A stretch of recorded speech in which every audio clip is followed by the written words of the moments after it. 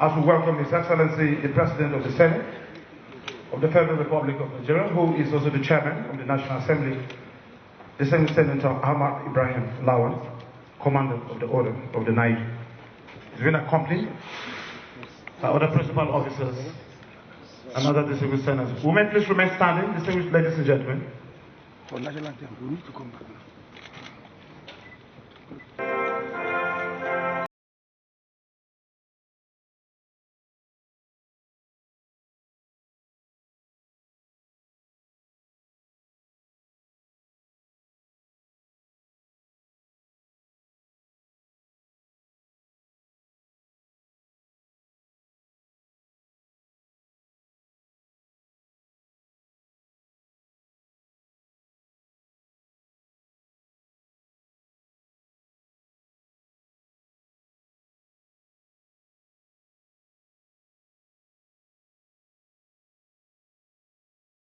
Very much.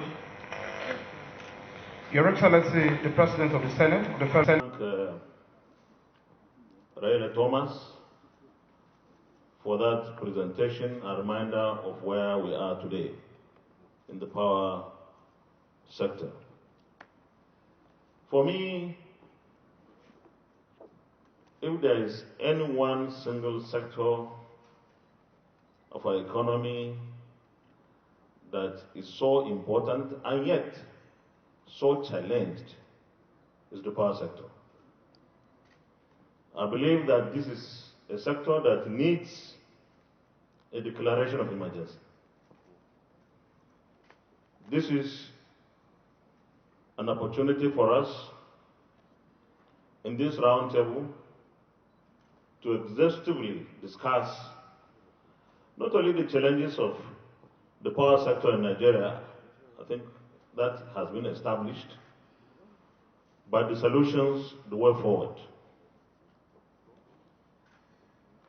The truth is, we all know what is wrong. We all know what is wrong. What we really need to do is to have the political will to take on the challenges frontally. From the electricity power reform of 2005 to the privatization of GenCos and Discos, and to what is happening today, we know that everything is flawed. And if we play the ostrich, even in the next 10 years, we'll be back talking about the same things. So I think the time has come for us to have courage. I want to remind us that we have signed onto the Africa Continental Free Trade Agreement. I believe that what will give us an edge is to have a competitive environment. Our industries, our businesses must be able to produce things that will compete favorably with the products produced in other countries in Africa. We are not in that position today. And we all know the consequences of that. That even our citizens who have capital would rather relocate to Ghana, produce whatever they want, and bring it to Nigeria to sell. Where does that leave our country? No employment opportunities. Nigeria becomes a dumping ground. So we have to tell ourselves the truth. If we went wrong with our privatization of GenCos and Discos, the time has come to look into it. Whatever we have to do to review these things, we should do. We must do really. In the interest of the people of this country, we must admit there was something wrong. Just like Raila Thomas indicated. I don't know how much wrong it had gone, but definitely something is not working right. So this roundtable actually is an idea of the Senate that we should come together, talk amongst ourselves. The roundtable provides an opportunity for us to talk, not one person lecturing others.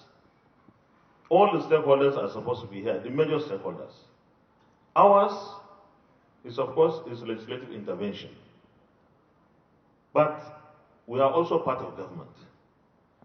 And therefore, whatever that is required to support the executive arm of government to turn around this sector, we are prepared. In fact, we are more than prepared through legislation. If we are going to amend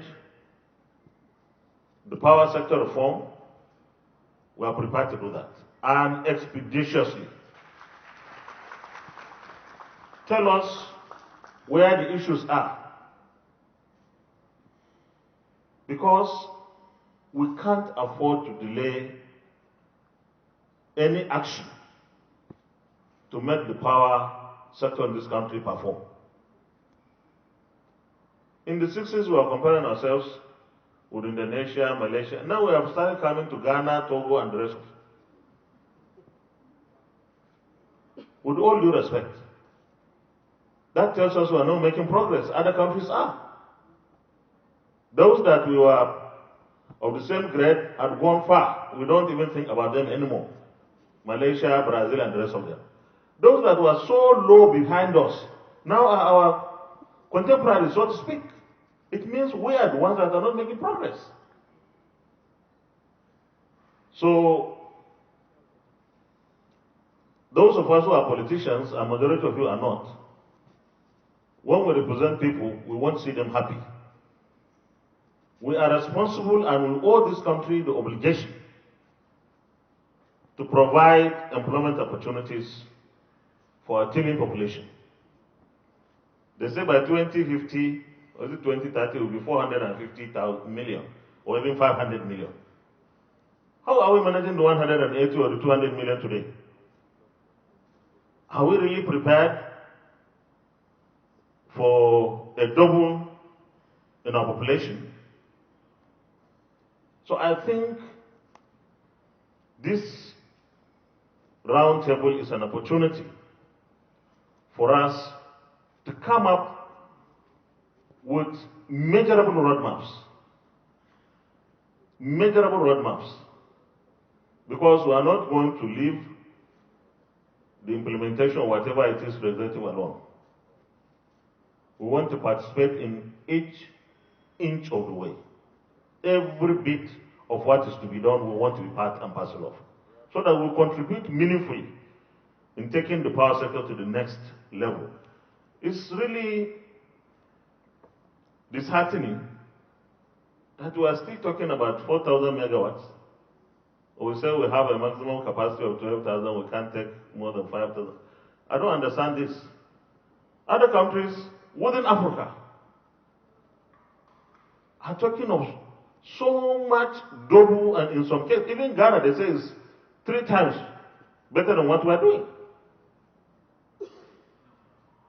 We are yet the largest economy in Africa. For how long can we sustain that position? I believe that we have to declare a state of emergency on power, and courageous decisions must be taken by government.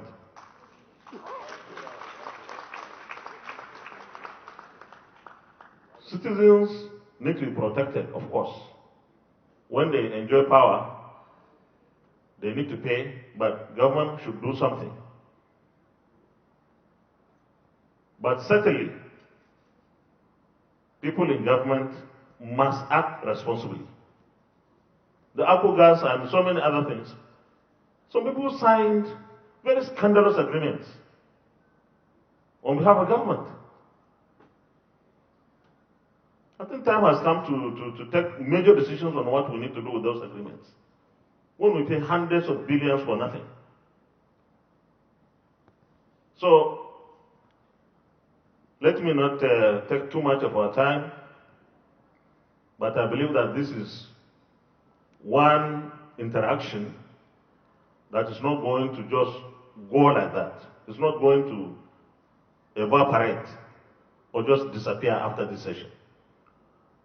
We want to take appropriate action every inch of the way, whatever you feel that government must do, because the executive is represented here, there are ministers here,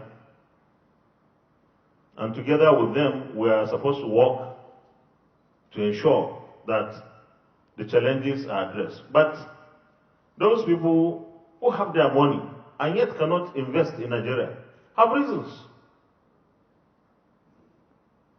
They have reasons not to invest because they invest to make profit. They are not charity organizations they could decide to be. But when they are looking for profit, definitely the environment in Nigeria does not provide for that.